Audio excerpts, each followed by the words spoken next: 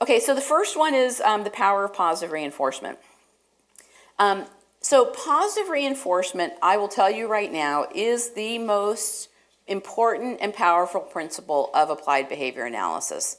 And the research in positive reinforcement is so compelling because we have data across species, across age of people, across cultures, across ability to show that positive reinforcement works. Now, I live in a college of education, which is its own special culture. And I have people all the time who tell me that they don't believe in positive reinforcement. And I'm always the first one to say, well, give me your paycheck, because I'm totally into positive reinforcement and motivated by it. So the thing about positive reinforcement is that it has to be authentic. And how does positive reinforcement become authentic?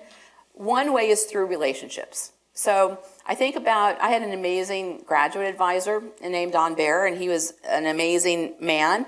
And he used to sit when I would give him papers to get feedback on. He would sit and he would read them, and I would sit next to him, and he would make marks on them. And it was like horrifying, actually. But one time I remember he made this little bracket around a paragraph and wrote, "Good." And I saved that for about 20 years, okay? I actually had it on my bulletin board for about 20 years. Now, as I tell my students, I can write good on my own papers. I can go out and buy 50 stickers and stick them all over my papers, right? I can ask other people to write good on my papers. Doesn't matter. What made that reinforcer so positive was so powerful was the relationship. Okay, so you have to have a relationship with the people with whom you're working. So a reinforcer, we define reinforcers functionally, and a reinforcer is a stimulus that increases the likelihood of a behavior happening again. So it can be food, it could be things, it can be activities, and it can be a person. Now, let me give you another example of where relationships are important, and it's a non-example, or as we say in the behavior analysis biz, S delta. So I have a colleague who shall remain nameless, and she is a lovely, lovely woman, but I'm telling you, I don't know how she gets dressed in the morning, because she comes to work looking like, I just don't get it, how she gets out of the house in the morning. So not really my style icon in any way. So anyway, she comes to work one day, and I don't know what I'm wearing, and she says, "Eileen, you look great today." And I took the outfit I had on, and I put it all in my Goodwill bin. And I never wore it again. Because I said, whatever this look is, it's not good. Because, again, relationships, right? The feedback, had someone else said that to me, I would have been like, oh, okay, this one goes on the top of the list. When I'm traveling, I'm going to take this outfit. Relationships. So it's very, very important. It's a complete myth for us to say that anyone can provide praise to someone without building that relationship, okay? And we forget that. We don't spend enough time on that. Sam Walton knew this, and I just want you to know I'm not actually a Walmart fan. I don't shop at Walmart, but now I have these two. Sam Walton was actually a really great guy. Unfortunately, I won't. It's now getting political. But anyway, I love this quote that he used, because he knew about it too. He said that nothing else can substitute for a few well-chosen, well-timed, sincere words of praise. They're absolutely free and worth a fortune. And that's true. When I take time to acknowledge what someone is doing, and not saying, good boy, because I'm not talking about the worth of a person. I only provide reinforcement about behavior. I love the way that you're standing in line to wait for that coffee. If that's something you're working on. Thank you for getting me a drink. Look at this paper that you did. That's amazing. behavior-specific praise. The more I have a relationship with someone, the more valuable that praise is going to be. Now, another good book that you might, if you have time, there's a woman whose name just went out of my head, Elizabeth Sutherland. I'm pretty sure it's Elizabeth Sutherland. I need to add her name to the slide, I realize. She wrote an incredible book. And actually, it started out as an article in the New York Times. She's a journalist, and what she did is she was assigned to write about, there's a college in Moore Park, California, where they train exotic animals, or they train all animals. If you've ever seen an animal in a TV show, they probably were trained by someone who went to Moore Park College.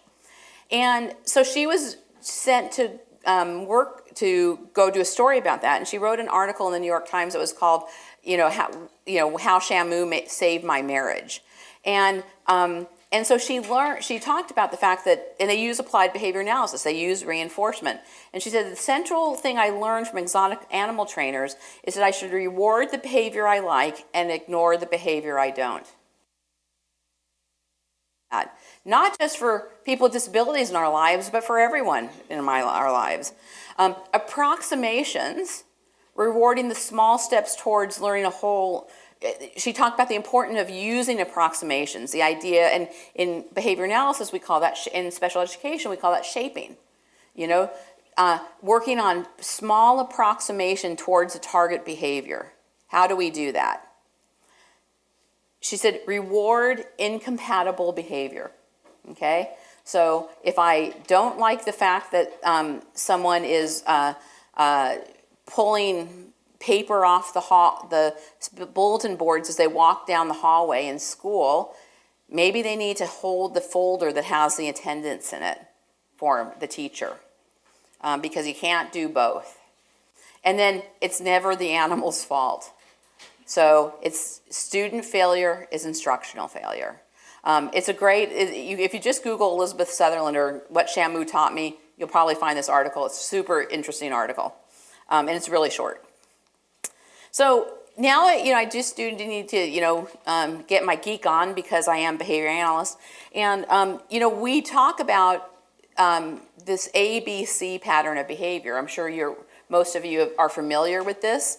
Antecedents, and we're going to see this in a number of ways today. Antecedents are what come before the behavior, and then consequences. And consequences are where our reinforcement comes. Reinforcement is one type of a consequence. So that means that reinforcement needs to follow a behavior. It needs to follow behavior that we want to see again. Remember, the technical definition of reinforcement is it's a stimulus that follows a behavior that increases the likelihood of behavior happening again. Now, when we think about this, it reminds us that reinforcement is all about future behavior. Some people think, oh, I'm doing this to reward what you just did. No, I'm doing this so that you'll do that again, right? Because that behavior already happened. I can't influence that behavior. That's in the past. So I'm providing reinforcement for a behavior so that behavior will happen again. It's also important to remember that we reinforce behavior. We don't reinforce people. So some people get uncomfortable and say, well, I don't believe in reinforcement. Well, that's kind of like saying I don't believe in gravity. You can believe whatever you want. It's a law. It's a property. It happens. So but if we want to see behavior happen, the way we can control that is by using reinforcement. And so how do we use that reinforcement effectively? Well, we want to make sure that reinforcement is contingent on the behavior we want to see. So, I have a child and I want everyone to come and sit down because it's time for our lesson, and the child is running around the room, and I say, okay, well, here's your iPad, go and sit down. No, sit down and then you get your iPad, assuming the iPad is part of the lesson. Right? So you have to make sure that the reinforcement follows the behavior. That contingency is important. Immediacy is important. So especially for learners that are young or who are just learning about contingencies. Delayed reinforcement is only works when it's mediated by the understanding that this is coming. So I understand now that I'm going to get a paycheck every 2 weeks. I don't have to get paid every time every day after I finish work. I understand that. It's still a reinforcer, but I understand this process. If I'm very new to this, I need to say, you're sitting down, awesome. Here's that sticker book you love. I stand up, the sticker book goes away. You sit down, awesome. Access to the sticker book.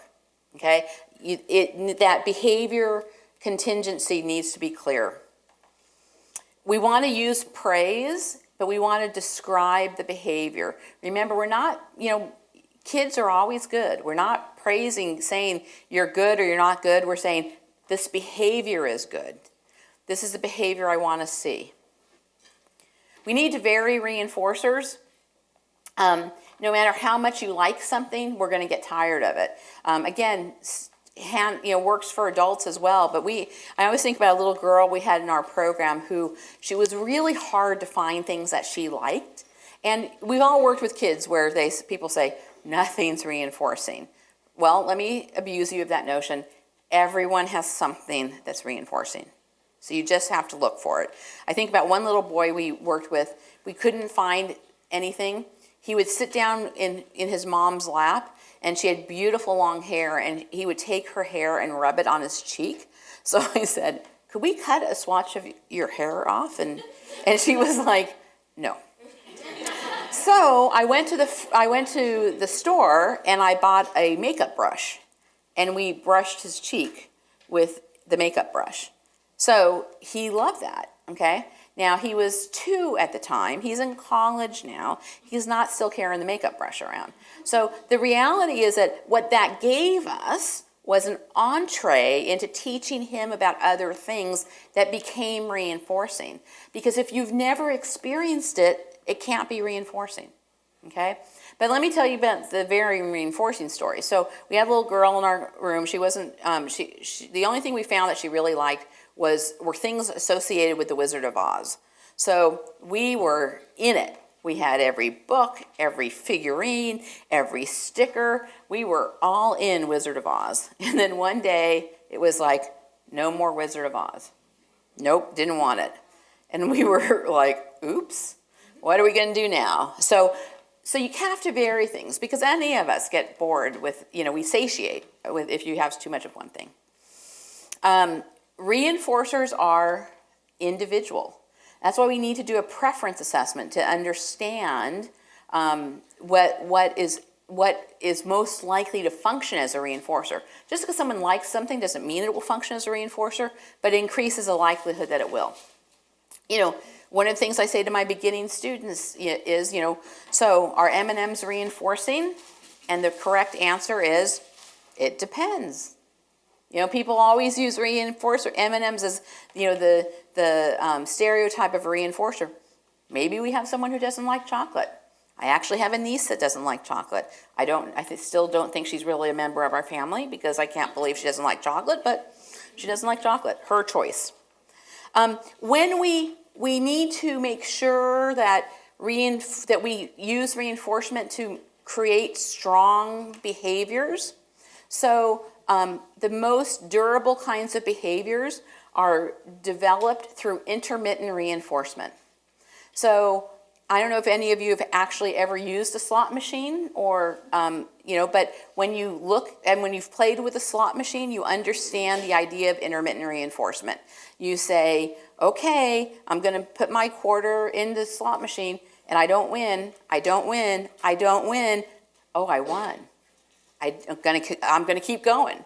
So it's the intermittent reinforcement schedule is just thin enough. There's just enough there that you keep going and you keep going and you keep going. If you get reinforced every time, then at the first time you're not reinforced, you're like, well, I'm walking away. I'm going to a different machine. So we have to think about that, because I don't want to have to be following a student around when they're, 13, 15, even 6, and saying, good job, good job, good job, good job, right? They need to be more independent. I need to develop strong, durable behavior. Now, we see, so let me stop right here for a minute and remind people that positive reinforcement increases behavior and negative reinforcement increases behavior. The difference between positive reinforcement and negative reinforcement is positive reinforcement is where I give you access to something you prefer, and negative reinforcement is where I remove a stimulus that is annoying. So remember that bad noise that the microphone made when we started this? We were all very happy when that noise went away. That behavior was negatively reinforced. Our patience with waiting for that was negatively reinforced because our great technicians made that go away. But we see both of these things operating in school, but negative and positive reinforcement both increase behavior. And some things that we see at school is computer time or praise or positive feedback on assignments, privileges like being able to be the first one out to recess, or having the first choice at the equipment that you want to use at recess, teacher attention for inappropriate behavior. So positive reinforcement works even if it's on inappropriate behavior. So I think about a little boy I worked with when he was in 5th grade, super smart little boy with autism. And what he did is his science, during the science portion of the day, they had these science kits that they worked on. He didn't like to work with other children on his science kit because he liked to do it by himself. And so he knew, and I'm not quite sure how he knew this, but they always got 8 science kits, and there were 7 tables in the classroom. So he knew there was an extra science kit for him to work on if he was inappropriate. So what he would do is he would be just inappropriate enough where the teacher would say, you have to go work by himself. And he's like, yes, did it again, And so what she was doing was the teacher was systematically reinforcing this inappropriate behavior. And so when we pointed that out to her, and we changed the contingency. So the contingency was, if you work with the group on the science kit, you can have an hour after this group science time to work on your own with a science kit. Behavior went away. Perfect. So we have to always remember that positive reinforcement works even in times when we don't want it to work. Okay? We often see inappropriate behaviors that are inadvertently being shaped up by positive reinforcement. We also know that negative reinforcement is at play in school, and we do this all the time. Anyone who's ever used the strategy where you teach a person to ask for a break to get out of doing something, that's negative reinforcement, right? So I find this activity to be aversive. I'm going to give you a card and that says break, and you're going to make that activity stop for a minute. That's negative reinforcement in play. So remember that behavior is lawful. Reinforcement is defined functionally, not because it's like, oh, look at this cool toy I have. I know this is a reinforcer. Might be, might not be. It's defined functionally. What effect does this added stimulus have on the behavior? And so it's not what I intend, me as the person providing the reinforcement. It's the person who's receiving the reinforcement and what their behavior says about it, to determine whether or not something is a reinforcer. Something is only a reinforcer if it increases the likelihood of a behavior happening again. Okay, so we really need to remember that, because I think we're way too loose on, talking about that. Oh, well, we tried reinforcement and it didn't work. Well, you may have tried something and it didn't work, but that probably wasn't positive reinforcement.